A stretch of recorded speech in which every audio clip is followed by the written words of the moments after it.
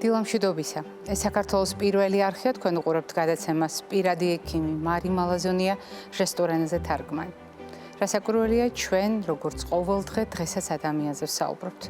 ვსაუბრობთ ადამიანის ცხოვრების წესზე, ვსაუბრობთ ადამიანის არჩევანზე, ვსაუბრობთ ადამიანის დამოკიდებულებაზე, საკუთარი არჩევანის მიმართ და საზოგადოების არჩევანთან მიმართებაში, რადგან დიახ, ცხოვრების წერს ვისჩევთ ჩვენ, მაგრამ ამ არჩევანზე გავლენას ახდენს ოჯახი, საზოგადოება და უამრავი ობიექტური თუ სუბიექტური ფაქტორი.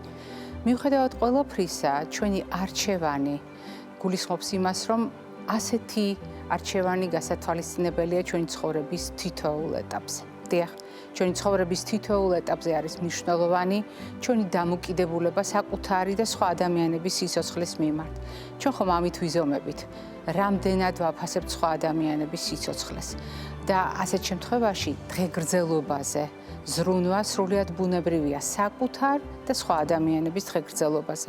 ისევე როგორც იმის გააზრება, თუ რამდენად მნიშვნელოვანია არა უბრალოდ წლების რაოდენობა, არამედ ამ წლების შინაარსი, ანუ როგორია ჩვენი ცხოვრების ხარისხი. რაშიც გადამწყვეტი მნიშვნელობა შეიძლება შეასრულოს ჩვენმა ჯანმრთელობამ.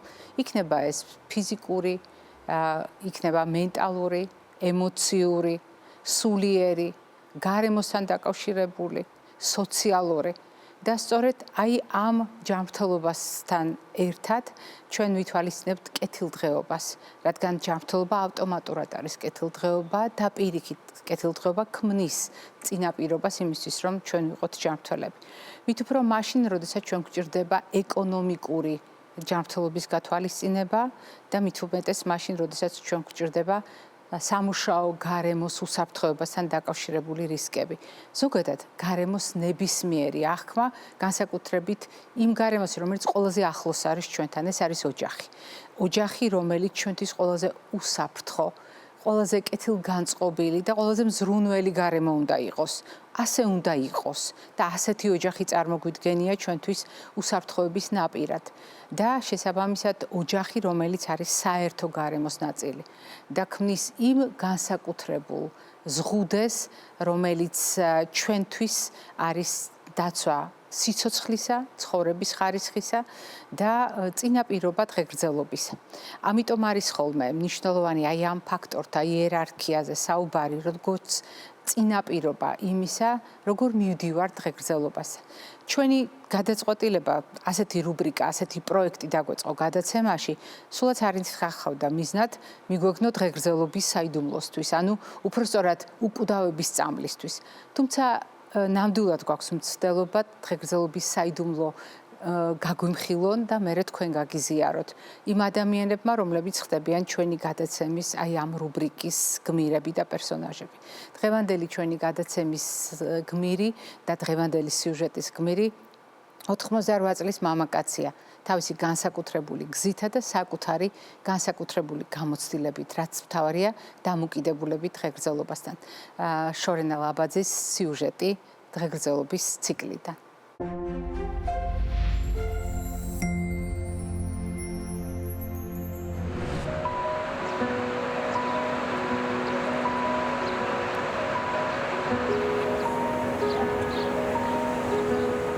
მე ვარ იუჟა დოღონაძე ვლადიმერიძე, დაბადებული ქალაქ ქუთაისში, ყავს ერთი შვილი, შვილიშვილი, მეუღლე არ ამყავს, გარდაცვლილია, მეათე წელი არის.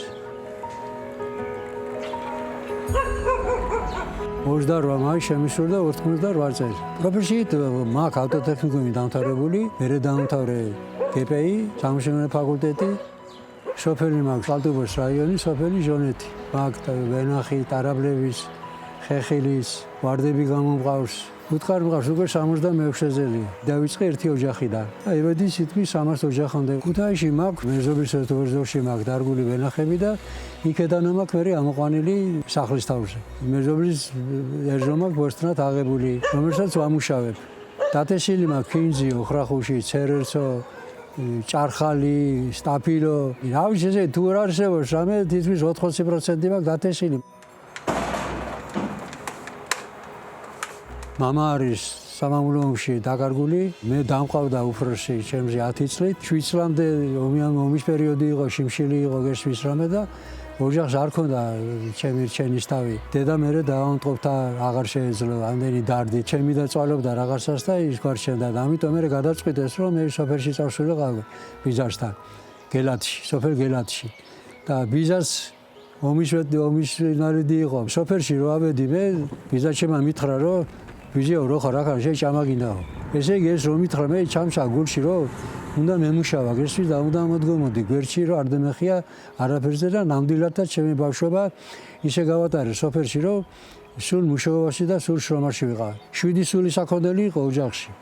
და მე მიცდიდა რომ მე სკოლის მერე რომ მივიდოდი ესაკოლები წამოყვანა და მებალახებია. რამხელა ვიყავი 7, 8, 9, 10 წლის, 5 წელი ვისწავლობდი სკოლაში. მე მარტო გამიშობ და გარსახიდეს გავყვიდიდი, იქედან პური და რაღაცები მომქონდა. მე ნამდვილად ის სოფლის პერიოდი ასე ვთქვა გამევიჟანგე იქნესვის. სად იყო ანშასასმელი არამე წყალი ფეხსაცმელი შედიოდა და გამოდიოდა.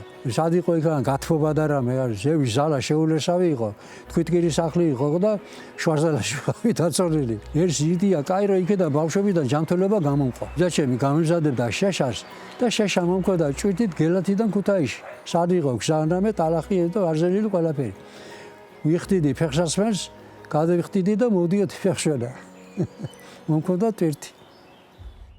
დილას დგები თითქმის 5 საათზე, 6-ის ნახევარზე 6-ზე. ცდილობ რომ ბოსტნეული მივიღო ჭამამდე. იმიტომ მიდერს ბოსტანი რომ ჩემი ბოსტნის ბოსტნეული მივიღო და ლიმონი და ციტრუსები აქ ინახავთ ახლა აქანა თქვენ სავსეა. ვარჯიშობ რა თქმა უნდა. იოგა თერაპია, სუნთქვითი ვარჯიშები, ეს ასანები თავარი ჯანმრთელობა მაინც ფუტკართანაა დაკავშირებული. ყველაფერი სიკეთეს ღებულობ ფუტკრიდან. განწყობა უნდა კონდეს კარგი გესმის. განწყობა არის ამ შრომით. რო შრომობ ეს განწყობაა. ეს მე მახარებს. ეს ყველაფერი მაძლევს ძალას, შრომისას, ენერგიისას. ახლა მე მიყვარს ვარდების მიტანა ადამიანთან, ჩუქება, ნერგების და რო გაიხარებს მე და ის ვარდი რო გეტყვის რომ შენი მოცემული ვარდი გეიხარა და კარგიაო, ამას დაჯობია გესმის. ჯანმრთელობა თავში არ მოდის. ჯანმრთელობა ცოტა ყურადღება უნდა და ნებისყოფა უნდა და ხელისშეწყობა უნდა. ხო, ამ ყველაფერს ვაკეთებ მარტო. ყველაფერს გააკეთებ, როცა გაინტერესებს, ყველაფრის დროს გამონახავ იმ საქმისას.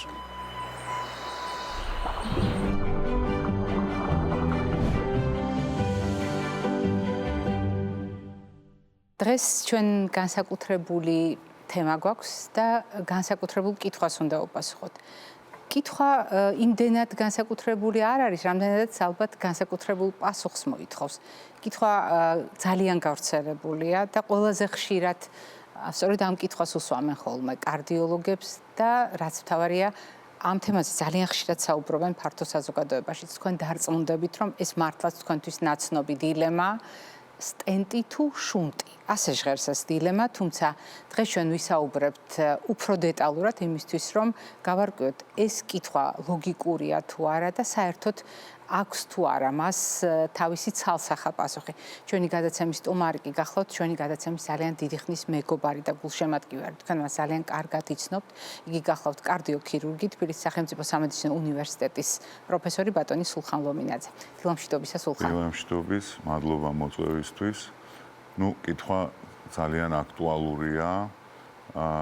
გამომდინარე იქედან რომ საქართველოში საზოგადოება ძალიან ყურადღებას აქცევს იმას, რომ იმან ის გაიკეთა, ამან ეს გაიკეთა, ანუ ის თუ გაიკეთა, ის ჯობია და მერე ისმება კითხვა, სტენტი თუ შუნტი. ერთ სტატისტიკას მოგახსენებთ, რომ ამერიკაში გათანაბრებულია რაოდენობა სტენტირებების და შუნტირებების, სადღაც 400-დან 500.000-მდე კეთდება თითო. რასაკვირველია, ორივე ჩარევას აქვს თავისი ჩვენება, რომელიც არის გაიდლაინებით ყველაფერი გაწერილი და რომელსაც ძალიან იშვიათ შემთხვევაში თუ მოხდება ამის უგულველყოფა ისიც გადაუდებელ სიტუაციებში. რასაკვირველია, სტენტირებამ გადაარჩინა ალბათ ათეულობით მილიონი ადამიანი მწვავე ინფარქტის დროს, როდესაც თქვენ გახსოვთ, მე ბავშვობაში მახსოვს, რომ ადამიანს ინფარქტით დაემართებოდა ერთი თვე გაუნձრებლად ლოგინში უნდა ყოფილიყო. და ხშირ შემთხვევაში საბედისწერო დიაგნოზი იყო. ანუ ის იყო რა, განაჩენი იყო. დღეს სტენტირებამ ეს შეცვალა რადიკალურად. ადამიანი მეორე დღესვე ფეხზეა. რასაკვირველია თუ ყველაფერი დროულად კეთდება და დაგვიანებული არ არის მაგ შემთხვევაში და რაღაც უმოკლეს ვადაში უბრუნდება ჩვეულებრივ ცხოვრების წესს და რიტმს. აქედან გამომდინარე სტენტირების უგულებყოფა და არ დაფასება ცალსახად არ შეიძლება, მაგრამ არის მოწოდებული გაიდლაინებით, რა შემთხვევაში უპირატესობა გააჩნია სტენტს და რა შემთხვევაში ოპერაციას. სულხან, ჩაგერთობით და მოდით უფრო დეტალურად გავახსენოთ მაყურებელს, რას ნიშნავს სტენტი და რას ნიშნავს შუნტი. რასაკვირველია, ეხა ჩვენ მაყურებელს თუ დაჭირდება ურჩევნია სტენტი, იმიტომ რომ სტენტი არის ნაკლებად ტრამული და ინტერვენცია კი ქვია, მაგრამ უბრალოდ იმის გამო, რომ არტერიიდან შედიან გაიდით და ხდება იმ დაზიანებული სიზარღვის, იმ დაზიანებული ადგილის შევიწროების ჯერ ბალონირება და მერე სტენტირება. სტენტი წარმოადგენს პოლიმერი არის, წამლით დაფარული უკვე დღეს სხვანაირი სტენტი ფაქტიურად არსად აღარ იხმარება. აი რაღაც მრგვალი პატარა როგორ აგიხსნა, აი საწრუპავის რო გადაჭრა ეგეთი სტრუქტურა აქვს სტენტს და იდგმება იმ დაზიანებულ ადგილში და სისხლის მომარაგება აღდგება მთელი იმ უბნისთვის, რითაც ის უბანი ფაქტობრივად მექანიკურად აფართოვებს. თუმცა აქ არის დგება ერთი მომენტი, რომ სტენტი სადაც იდგმება, იქ მიდის ათეროსკლეროზი, იქ მიდის ანთებითი პროცესი სიზარღვში. და 20%-ში ეს იწვევს რესტენოზებს. იმიტომ იქ ხელახლა იქ პროცესი მიმდინარეობს და ის სტენტი ფოლაკით იმით ამით ვიწროვდება და ხდება რესტენოზი და ამის შემდეგ დგება საკითხი ან რესტენტირების, ან ოპერაციის, ანუ ხელახალი სტენტირების, დიახ. რაც შეეხება შუნტირებას, შუნტირება ქირურგიული ჩარევაა. რასაკვირველია, ადამიანი იხსნება გუმკერზე, არის გვერდით ამიდგომები, მაგრამ იქ ნექტაშუა სივრციდან, თუმცა იქ ბევრი შეზღუდვებია შუნტების რაოდენობაზე და ბევრ ამაზეა დამოკიდებული. და ორნაირად კეთდება ეს ოპერაცია, გაჩერებულ გულზე და მომუშავე გულზე. მომუშავე გულზე ოპერაციები თავიდან რაღაც ისე იყო, არავინ არ აფასებდა და დღეს უკვე მისი გამოსავლიანობიდან გამომდინარე, უკვე ბევრ წამყვან კლინიკაში ბევრი ქირურგი ამ მეთოდით აკეთებს შუნტირებას. შუნტირების შემთხვევაში ხდება რა ახალი სისხლის მომარაგების წყაროს შექმნა. ანუ ხელოვნურად ქმნის ადამიანი. ადამიანის სიზარღვებიდან ერთი არის არტერია, გუმკერდის შიგნით არტერია, რომელსაც მამარიას ეძახიან და ის პირდაპირ გამოიყოფა და პირში მიეკერება მთავარ სიზარღვს, წინა დაღმავალ ტოტს და არის იდეალური შუნტი, რომელსაც აი პაციენტი თავს თუ უვლის, მინიმუმ 25 წელი მუშაობს. თუ სწორად არის მიკერებული და სწორი ჩვენებით. თორემ იქ თუ სიზარღვის შევიწროების ხარისხი არ არის მაღალი, შეიძლება ის მამარიის შუნტი დაჯდეს და ასევე გამოიყენება ვენური ანასტომოზები, რომელიც ადამიანს საფენა მაგნა ეგრე ქვია ვენას, იმას ვიყენებთ და რადიალისი, რომელსაც ძალიან იშვიათად მე პირადად, ფაქტიურად არამედ ძალიან ბევრი ისეთი ვიწრო ჩვენებები აქვს მის გამოყენებას. აქედან გამომდინარე, გასაკვირველია შუნტირება ბევრად ტრამული ჩარევაა, თუმცა შედეგიანობით შუნტირებას long term-ში, ანუ შორეულ გრძელვადიან პერსპექტივაში შუნტირებას ბევრად უკეთესი შედეგები აქვს, 17 კვლევა ჩატარდა, დიდი რანდომული და აქედან 11-მა უპირატესობა მისცა შუნტირებას. როდესაც ჩვენ საუბრობდით კითხვასთან დაკავშირებით, საზოგადოებაში გაჩენილ კითხვასთან დაკავშირებით, ალბათ არ არის გასაკვირი ის ფრაზა, რითიც თქვენ დაიწყეთ საუბარი. ადამიანები საკუთარ გამოცდილებას ერთმანეთს უზიარებთ ბევრ საკითხთან დაკავშირებით და ჯანმრთელობაზე რომ საუბრობდეთ ერთმანეთთან თუნდაც ნეგატიურ ჭილში ან პოზიტიურ ჭილში ამაში გასაკვირი არაფერია. მით უფრო რომ ერთმანეთის რჩევით წლების მანძილზე ადამიანები მედიკამენტებს იღებენ და დიახ ერთმანეთსაც ყუნალობენ. დიახ და როდესაც რჩევები არა. დიახ და მით უმეტეს როდესაც საუბარია ასეთ ნიშნულოვან ორგანოზე, სასიცოცხლო ორგანოზე გულთან დაკავშირებით ერთმანეთის გამოცდილების გაზიარება გასაკვირი არ არის. მაგრამ თუ დაუბრუნდებით სტენტირების საკითხს, არის კიდევ ერთი ძალიან მნიშვნელოვანი კითხვა, რომელიც აი ამ თემასთან მიმართებაში საზოგადოებას უჩნდება. ეს კითხვა უკავშირდება სტენტების რაოდენობას. თქვენ ბრძანეთ ერთი სტენტი რას აკეთებს? თქვენ ახსენით, რამდენად მნიშვნელოვანი გამარჯვება იყო მედიცინისათვის, თუნდაც ერთი სტენტის გამოყენება, როდესაც პრაქტიკულად განწირული სისხლძარღვი დახშობისგან გადარჩა და შესაბამისად გულის კუნთის ის ნაწილი, რომელიც ამ სისხლძარღვაზე იყო დამოკიდებული კვების თვალსაზრისით, სიკვდილს გადაურჩა. მაგრამ სტენტების რაოდენობა დღეს სრულიად გაუთვითცნობიერ ადამიანსაც ესმის, რომ ხშირად ერთით არ შემოიფარგლება და რამდენიმე სტენტზეა საუბარი. აი აქ სადამდე მიდის ეს პროცესი და რამდენჯერ შეიძლება ადამიანს გაუკეთდეს სტენტირება? აი ესეთი კითხვაა. არის გამონაკლისი შემთხვევები, ხა როდესაც პაციენტი ახალგაზრდა და ხა მეც არ მიმიწევს გული იმის ოპერაციაზე, იმიტომ რომ მაქსიმალურად ვცდილობთ, რომ რაც შეიძლება გვიან ასაკში გაკეთდეს ოპერაცია, რომ მერე კიდე განმეორებითი ჩარევები აღარ დაჭირდეს, იმიტომ რომ კიდე არ გინდა მაინც ყველაფერს თავისი ვადა აქვს ოპერაციასაც და ნებისმიერ ჩარევის და მეთოდის ეფექტიანობასაც. და ეხ განმეორებითი ოპერაცია შედარებით მაღალი რისკისაა ვიდრე პირველი ოპერაცია. მოგახსენებთ ამ სტენტებზე ევროპაში აი 2000-იანების დასაწყისში იყო ბუმი, ყველაფერს სტენტავდნენ. აი ქირურგიაზე პრაქტიკულად პაციენტი აღარ მიდიოდა გამონაკლისის შემთხვევების და აი კარდიოლოგებს ჰქონდათ სრული, რა ვიცი. ეს იყო საერთაშორისო გამოცდილება.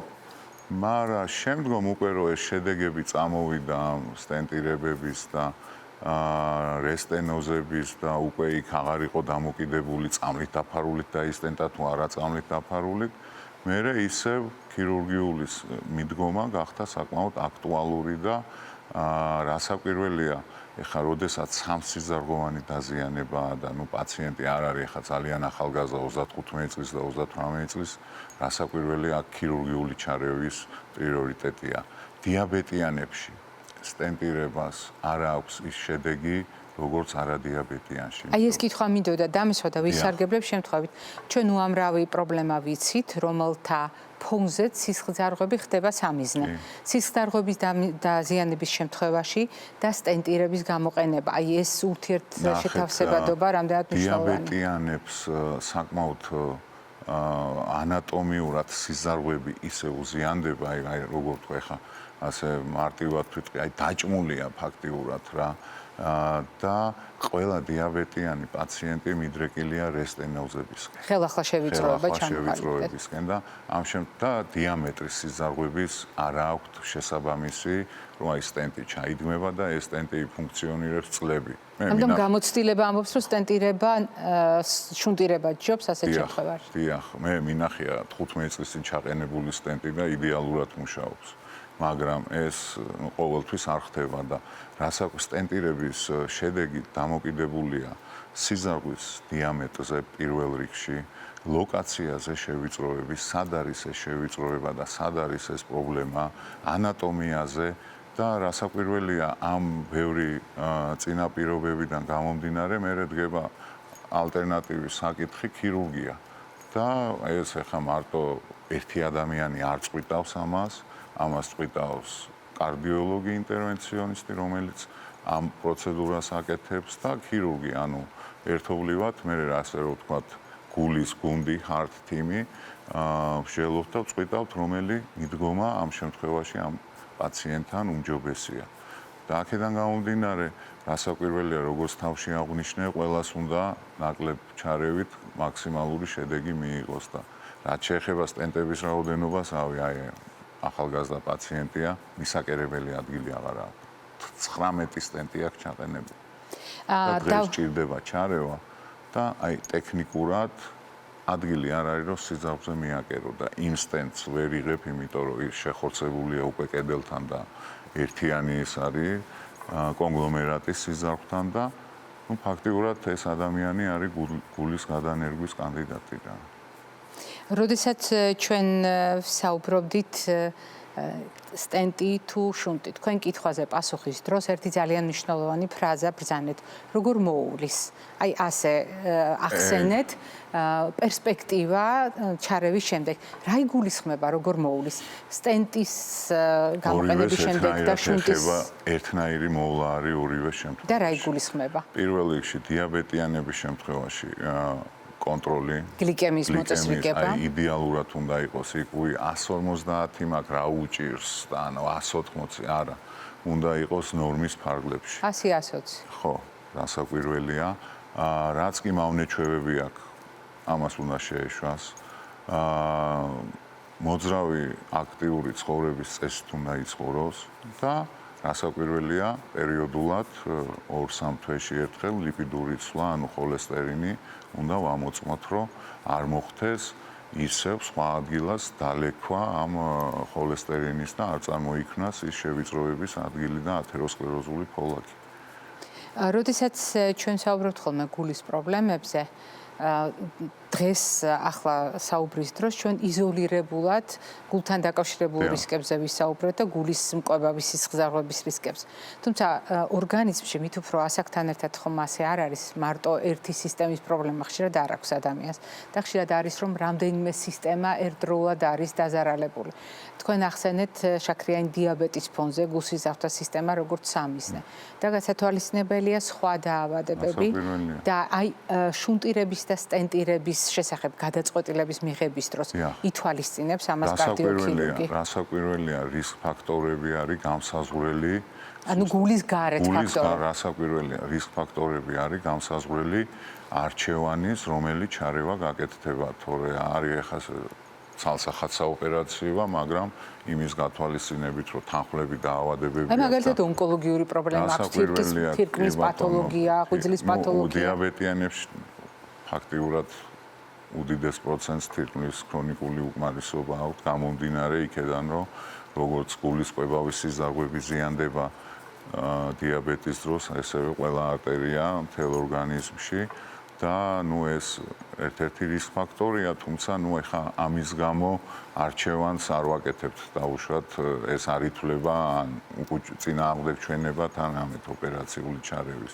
თუმცა რაც თქვენ ბრძანეთ ანამნეზს ძალიან დიდი მნიშვნელობა აქვს თანხლებ დაავადებებს, მომავალში რამე ჩარევები იგეგმება თუ არა და აქედან გამომდინარე შეიძლება დასასტენტი იყოს, მაგრამ ოპერაციაც შეიძლება გაკეთდეს და თუ იმას რამე ონკოლოგია აქვს, რამე ჩარევებია კიდე გასაკეთებელი, ოპერაცია უმჯობესია რაღაც სიტუაციებში, იმიტომ რომ სისხლის გამათხელებლების მართვა შუნტირების შემდგომ ბევრად მარტივია ვიდრე სტენტირების შემდგომ.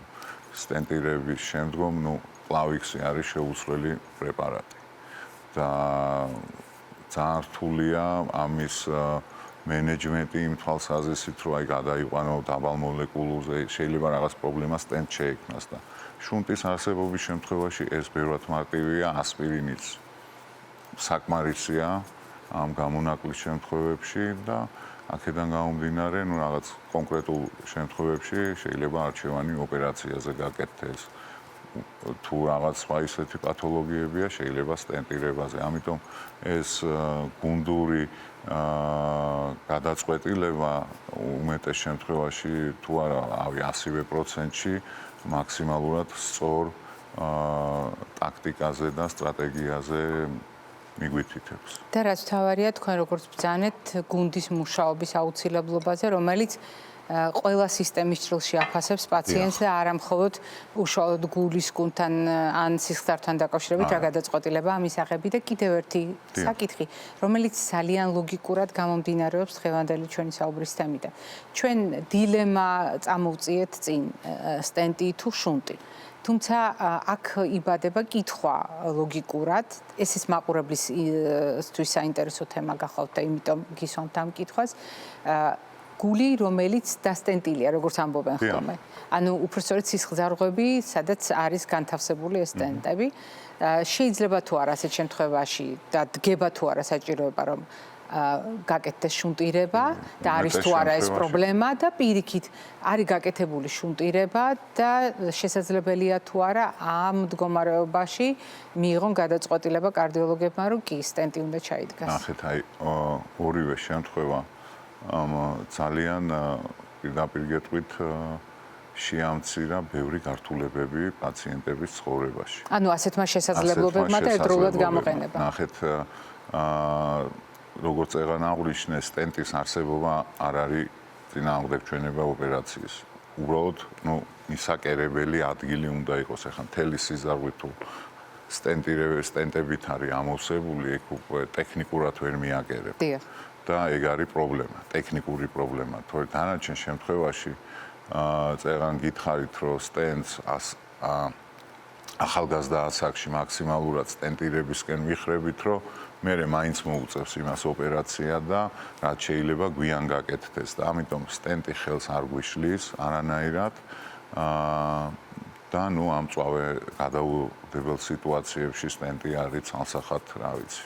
და პირიქით, როდესაც შუნტირება გაკეთებული სულხან? ადრე მე როდესაც დავიწყე ოპერაციები და კარდიოქირურგიაში შევავიჯე ფეხი, მაშინ ძალიან ბევრი ევროპაში უკვე მოუწიათ განმეორებითი ოპერაციები.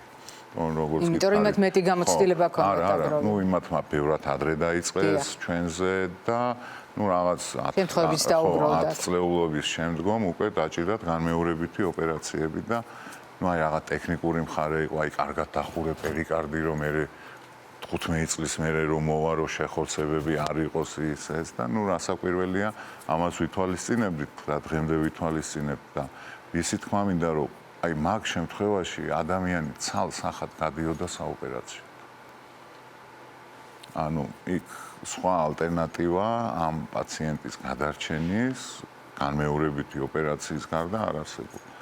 დღეს უკვე ფაქტიურად აი ძალიან იშვიათად რომ პაციენტს შუნტირების შემდგომ დაჭირდეს განმეორებითი შუნტირება, იმიტომ რომ სტენტირებამ და ამ ჩარევამ მაქსიმალურად ეს განმეორებითი ოპერაციები შეამცირა რა და მადლობა ჩვენ კოლეგებს, რომ საკმაოდ ისეთი შრომატევადი საქმე აგვაცილეს ქირურგებს. ძალიან დიდი მადლობა სულხან დღევანდელი სტუმრობისთვის, ამდენი წლის განმავლობაში ჩვენთან მეგობრობისთვის და თანამშრომლობისთვის. მაყურებელს შევახსენებთ, დღევანდელი ჩვენი გადაცემის სტუმარი გახლდათ კარდიოქირურგი, თბილისის სახელმწიფო სამედიცინო უნივერსიტეტის პროფესორი ბატონი სულხან ლომინაძე. მე არ გემშვიდობებით, წინკვებით შუქნიშანი გველოდება გულის დასაცავად.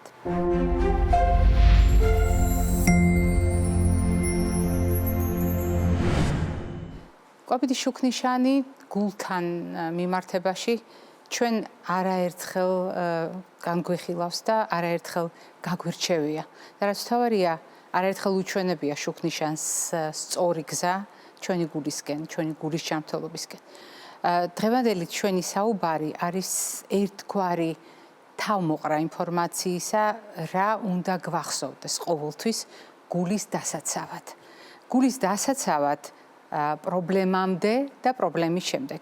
ამას არსებითი მნიშვნელობა აქვს, იმიტომ რომ ჩვენ შეგვიძლია კვებითი გადაწყვეტილებებით და კვებითი არჩევანით ავიცილოთ თავიდან, ან გადავავადოთ ესა თუ ის პრობლემა. და ასევე საკვებთან დაკავშირებული დამოკიდებულებით შევცვალოთ ამა თუ იმ პრობლემის გართულებები, შემდგომი განმეორების რისკები და ასე შემდეგ. როდესაც საუბრობთ ადამიანის ავადობაზე, გულთან დაკავშირებულ რისკებზე, მე მინდა გაგახსენოთ 6 ძირითადი ფაქტორი, რომელიც ყველაზე ხშირად იწვევს ადამიანების დაავადებას და ყველაზე ხშირად იწვევს ადამიანების სიკვდილს. ამ ფაქტორთა შორის აუცილებლად მნიშვნელოვანია ქოლესტეროლის მაღალი მაჩვენებელი, მაღალი არტერიული წნევა, ეს გახლავთ ჭარბი წონა და სიმსუქნე, ნაკლებად აქტიური ცხოვრების წესი, ყოველდღიურ რაციონში ბოსტნეულის და ხილის დაბალი წილი და თამბაქოს მოხმარება. ჩვენ ხშირად გვითქვამს ამ ფაქტორების შესახებ, თუნდაც იმიტომ, რომ სამედიცინო განათლების მიუხედავად ცხოვრების ნებისმიერ მომენტში დაიხედეთ ხელზე და გადათვალეთ ამ ფაქტორებიდან მოცემულ მომენტში რომელი გაქვთ ან რამდენი გაქვთ. ამის მიხედვით შეიძლება თავისუფლად განსაზღვროთ თქვენ თვითონ ყოველგვარი გარეგანი ჩარევის და დახმარების გარეშე რამდენად მაღალია თქვენი რისკები. აი ამ ფაქტორების გამოსწორება შესაძლებელია განსაკუთრებით იმის გათვალისწინებით, რომ ჩამოთვლილი 6-დან სულ ცოტა 5 კვებას და ფიზიკურ აქტივობას უკავშირდება. ამის გათვალისწინებით მე გაგახსენებთ რა ქმნის ადამიანის ცხოვრების წესის ფაქტორებს და ამ ჩამონათვალს. ამ ჩამონათვალში პირველ რიგში ეს არის ადამიანის მაგალითად დავიწყოთ კვებით, რა კი კვებით შუქნიშანზეა საუბარი დაბალანსებული კვება. ეს გახლავთ ფიზიკური აქტივობა, ეს გახლავთ ძილის და ზოგადად ყოველდღიური რეჟიმის მოწესრიგება, ეს გახლავთ ფიზიკურ აქტივობასთან, ძილთან და კვებასთან ერთად სტრესის მართვა, მავნეჩვევების ქონა არ ქონა, სქესობრივი ცხოვრების კულტურა, იმუნიტეტის წრთობა, გაკაჟება, ჰიგიენა, ბოლოს და ბოლოს განათლება. თუმცა ამ ჩამონათვალში დღეს აუცილებლად უნდა გავითვალისწინოთ სოციალური კომუნიკაციები, რადგან დღეს დანამდვილებით ვიცით, რომ სოციალურ კომუნიკაციას შეუძლია ჩვენი ჯანმრთელობის დაცვა. მე ამ თემას მოგვიანებით ისევ დაუბრუნდებით.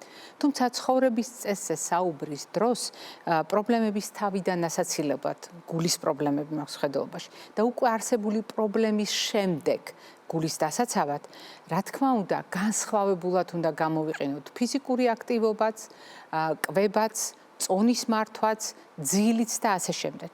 მეორე მხრივ თითოეული მათგანი აუცილებლად უნდა იკავებდეს გარკვეულ ადგილს ჩვენს ყოველდღიურ განაწესში, თუნდაც იმიტომ, რომ თითოეულ მათგანს ცალ-ცალკე და ყველაფერს ერთად შეუძლია შეცვალოს ჩვენი გულის ჯანმრთელობა. რა თქმა უნდა, მნიშვნელოვანია ყოველდღიური რეჟიმი. მნიშვნელოვანია კვებასთან მიმართებაში, როდის მივირთმევთ, რამდენს მივირთმევთ და რას მივირთმევთ. გასათვალისწინებელია ის მჭიდრო კავშირი, რომელიც არის წონასა და გულის ჯანმრთელობას შორის. დღეს დანამდვილებით ვიცით, რომ ჭარბი წონა და სიმსუქნე ქმნის გულის დაავადებათა რისკს. ისევე როგორც წონის დეფიციტი არის რისკი გულის ჯანმრთელობისათვის. მაგალითად, ფიზიკური აქტივობის არ ქონა, ადინამია, ან ნაკლები აქტივობა, ჰიპოდინამია გულის დაავადებათა რისკს ქმნის. ისევე როგორც ჰიპერაქტივობა შეიძლება იყოს სახიფათო გულის კუნთისთვის. მაგალითად, როდესაც ჩვენ საუბრობთ წყლის მოხმარებაზე, რა თქმა უნდა, წყლის ნაკლებობა არის გულსის დახვრა სისტემისთვის დიდი გამოცდა. მაშინ, როდესაც წყლის სიჭარბე თუ არის უკვე გულის ფუნქციის მკვეთრი დაქვეითება, ასევე შეიძლება აღმოჩნდეს დატვირთვა ჩვენი გულისთვის.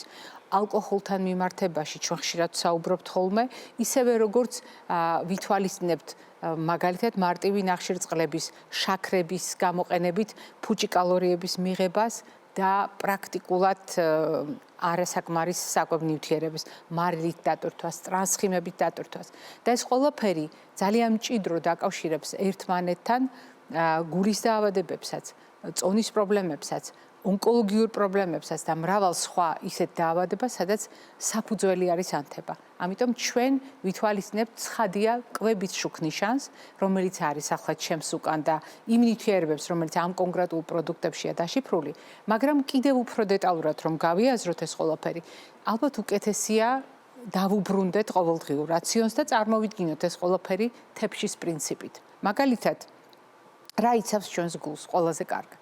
ჩვენს გულს იცავს დაბალანსებული კვება.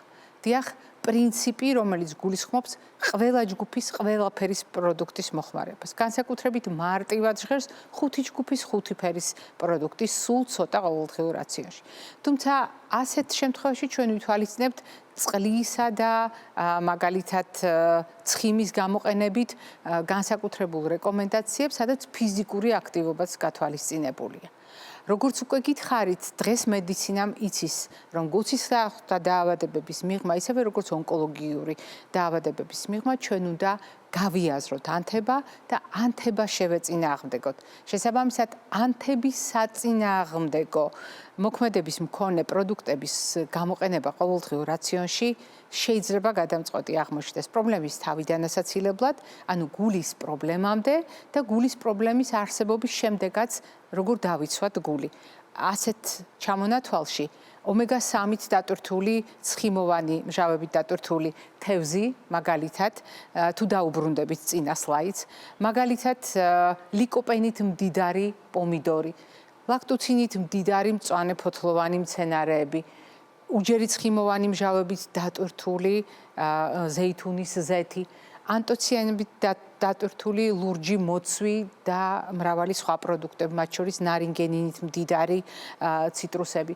ასევე ომეგა-3-ით მდიდარი ნიგოზი და ზოგიერთი სხვა თხილეული. ეს პროდუქტები ქმნიან ერთობლიობას, რომელიც ანთების საწინააღმდეგო მოქმედებით გამოირჩევა და ის ჩამონათვალი, რომელიც შემდეგ სლაიდზე გაჩნდება. ძალიან ბევრი თქვენგანისთვის ბიოლოგიურად აქტიური ნივთიერებებით დატვირთული ჯანჯაფილი იქნება, ეს კურკუმინი იქნება, თუ სხვა კენკროვანი მცენარეები, ჩემი ერთ ნახსენები ლურჯი მოცვის გარდა, ეს არის სწორედ ბიოლოგიურად აქტიური ისეთი ნივთიერებები, რომელსაც ანთების საწინააღმდეგო ეფექტი აქვს. ეს პროდუქტები უნდა დავაწყვილოთ ცისარტყელასთან. რას ნიშნავს ცისარტყელა? ცისარტყელა ეს არის არაუბრალოდ სხვადასხვა ფერის პროდუქტი, არაუბრალოდ მრავალფეროვნება, რომელიც ნამდვილად ჭირდება ჩვენს ორგანიზმს, არამედ ეს არის მრავალი პიგმენტი და ყოველი ფერის მიღმა, ყოველი პიგმენტის მიღმა ეს არის ბიოლოგიურად აქტიური ნივთიერება, ანტიოქსიდანტური თვისებებით, ანუ დაჟანგვის საწინააღმდეგო მოქმედებით, რომელიც ძალიან იცავს ჩვენს ორგანიზმს უამრავი სხვადასხვა პროცესისგან, მათ შორის გულს იცავს სხვადასხვა დაავადებისგან და უკვე არსებული პრობლემების შემთხვევაში გართულებებისგან და შემდგომი გამწვავებებისგანაც იცავს. და ამ ცისარტყელაში განსაკუთრებით მნიშვნელოვანი არის ის, რომ მისი შეხამება ანთების საწინააღმდეგო პროდუქტებთან შესაძლებელია. მათ შორის ზოგიერთ პროდუქტს შეიძლება ორივე მახასიათებელი ჰქონდეს, ორივე ჯგუფის ნივთიერებები იყოს მასში თავმოყრილი და ეს ყველაფერი ერთად თავმოყრილია ყველაზე ხშირად ხმელთაშუაზღვისპირეთის კვების მოდელში. ყველაზე ხშირად სწორედ ამ მოდელს წარმოვიდგენთ ხოლმე, როგორც ანთების საწინააღმდეგო და როგორც მაგალითად ანტიოქსიდანტური თვისებების მატარებელს. ისევე როგორც დიეტური მიდგომა არტერიული ჰიპერტენზიის შესაჩერებლად. ეს გვეხმარება არტერიული წნევის მოწესრიგებაში, ქოლესტეროლის დონის მოწესრიგებაში, ბოსტნეულის სიმცირე ყოველდღიურ რაციონში რომ ავიცილოთ თავიდან და გამოდის ჩემი მიერ ჩამოთვლილი 6 ფაქტორიდან სულ ცოტა 3 თავისუფლად შეგვიძლია კვების ამ მოდელით მოვიწესრიგოთ და თუ ამ ორ მოდელს გავამთლიანებთ, მაშინ ამგვარი არჩევანით ჩვენ თავის ტვინსაც დავიცავთ და გულსისავთა სისტემის გავლენა თავის ტვინის ჯანმრთელობაზე. ამაზე ჩვენ ხშირად გვისაუბრია, თქვენ ძალიან კარგად მოგეხსენებათ და ეს ყველაფერი თავის მხრივ როგორ მჭიდროდ არის დაკავშირებული ნაწლავთან, ამის შესახებაც არაერთხელ გვისაუბრია. დიახ, ნაწლავის ჯანმრთელობა როგორც განმსაზღვრელი გულსისავთა სისტემის დაავადებისა. ამ შემთხვევაში მოვიშველიებ სქემას, რომელიც ჩემი წიგნიდან თქვენ ძალიან კარგად გახსოვთ და სადაც ნაჩვენებია მრავალი კვლევის ჯამური შედეგი. ამ კვლევის მიღმა არის ინფორმაცია, რომელიც გვეუბნება, რომ დიახ, ადამიანის ორგანიზმში სისტემატურად აღწევს საკვები. ამ საკვების გადამუშავებაში ჩვენი ორგანიზმის ცალკეულ სტრუქტურებთან ერთად მონაწილეობს ის ცოცხალი მიკრობიომი, რომელიც გარკვეულ ნივთიერებებს გამოიმუშავებს საკვების მიღების შემდეგ. აი ამ პროდუქტების გავლენით იცვლება ბევრი რამ ჩვენს ორგანიზმში. არა მხოლოდ ადგილზე, ლოკალურად ნაწლავში, არამედ ყველა სისტემის ჭრილში და განსაკუთრებით ეს აისახება გულსისავთა სისტემაზე. დიახ, პრაქტიკულად ყველაფერი დაკავშირებულია ჩვენს ორგანიზმში. გულს შეუძლია შეცვალოს ტვინის მდგომარეობა, გულს შეუძლია შეცვალოს თირკმლის მდგომარეობა, ყველა სისტემის მდგომარეობა შეუძლია შეცვალოს. თავის მხრივ ნაწლავს შეუძლია შეცვალოს გული, შეცვალოს სისხლძარღვები და მთელი ის პროცესები, რომელიც მე უკვე ჩამოვთვალე. თუმცა გულთან მიმართებაში საკვებით ჩვენ შეგვიძლია პრობლემების თავიდან აცილება, არსებული პრობლემების უკეთ მართვა და განსაკუთრებით მაშინ, როდესაც გულთბილი ურთიერთობებით, გულწრფელი ურთიერთობებით გულსაც ვიცავთ და ერთმანეთსაც. ამიტომ არის მნიშვნელოვანი სოციალური კომუნიკაცია განვიხილოთ როგორც გულის ჯანმრთელობის ერთ-ერთ წინაპირობად. ტრაპეზის გაზიარება, კეთილი შთაბეჭდილებების გაზიარება, ურთიერთ მხარდაჭერა ჩვენი გულის დასაცავად. მე ამით გემშვიდობებით ჯანმრთელობას და დღეგრძელობას გისურვებთ.